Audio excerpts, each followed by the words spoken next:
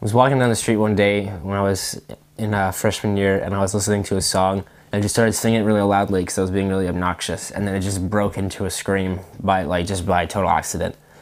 And I didn't actually think I could be a vocalist. The lyrics I wrote were ridiculous. They were like, "Black man, zombie, he shall rise from the grave. Zombie."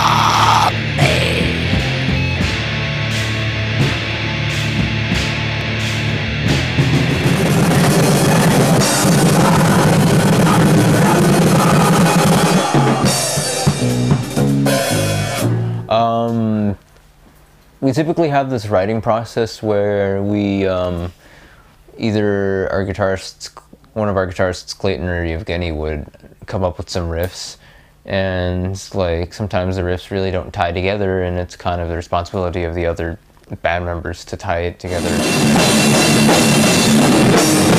Yevgeniy and I were playing with this guy Sam a long time ago. He was our old bassist, and then we stopped playing and they did some other things, and then we got back together. Eventually we got Clayton on guitars, and that's when our sound really started to develop, I think.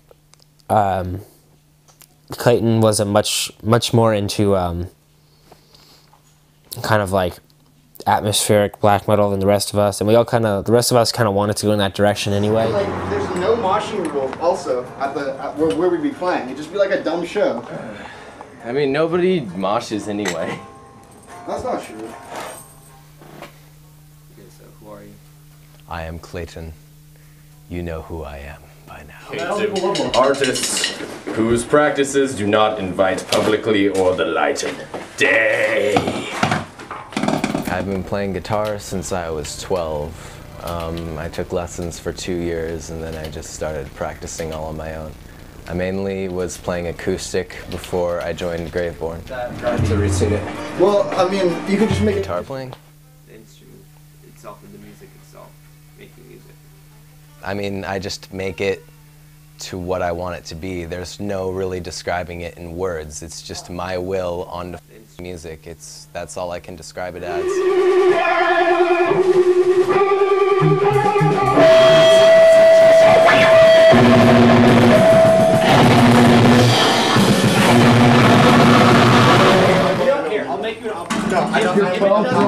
If it doesn't work, I'll move it myself. No, I'm not open to suggestions. The drums aren't gonna go in the middle because that's completely retarded. Dude. Eventually, we dropped. Well, actually, we dropped our first drummer and we got a drummer, Bastion, and then we dropped. Eventually, he had to quit, and then we got Jose. No, it's gonna sound much better. You're tripping. Like, seriously, I'm not tripping. If it doesn't work, I will still have you with the drums. That's fine. For me, I started playing drums actually not up until sophomore year.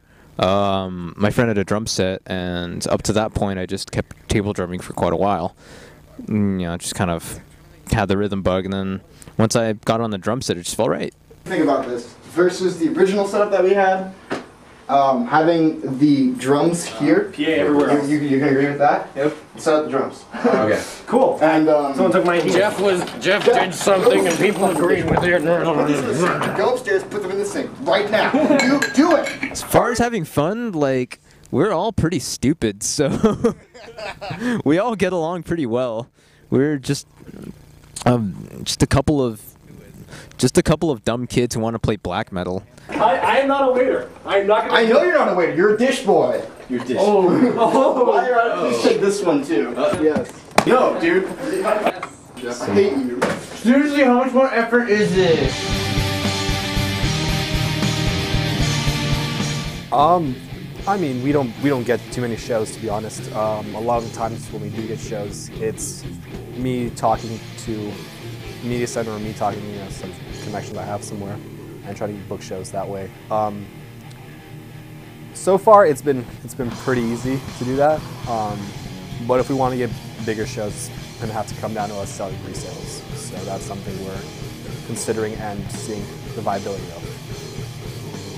I mean, yeah, it's definitely difficult to get shows, but you know, that's music in general. You know, there's something easy to do, and a lot of it boils down to like how well you communicate, how well you can kiss ass. Sometimes it boils down to that, but a lot of times it's more just like luck, whether it works out, whether they have, whether like the booking agency needs a band your genre? We've been contacted by venues, and we also were contacted by a booking service which wanted to sign us up. And we just signed up for that recently. It's just like a free thing. My point is that there's no point in playing a show that we don't even really want to play in the first place if they're not going to let us use our own amps, because we're not even going to be practicing for other shows in the future at that point. It's just dumb. Like, Yeah, I guess. Well, I mean, I think we resolved that problem. I mean, a lot of the times with that kind of stuff, bands in place and venues have to compromise. So we definitely compromised with that. We ended up getting to use our own amps. We just told them that, you know, an amp is something that's so important to a band's sound that, you know, you're not going to get an accurate presentation of what the band sounds like unless they use their own amps. Like, I just really want to like develop our sound and get it out there. That's pretty much my main goal, is to get our music out there, not as much to get big and get people to like us, I guess. Well, I want to be creative with my playing, and I think we all aspire to do that. Try to write something that's a little more creative but a little more abstract, and try to think outside of the box with our writing. So we really don't care, like, if people really dislike our stuff, but if they like our stuff, then that's cool. If 100 people love our album in the entire world, or if one person loves our album and 100 people like it in the entire world, even if it's just 5 people that like it, I'll be happy.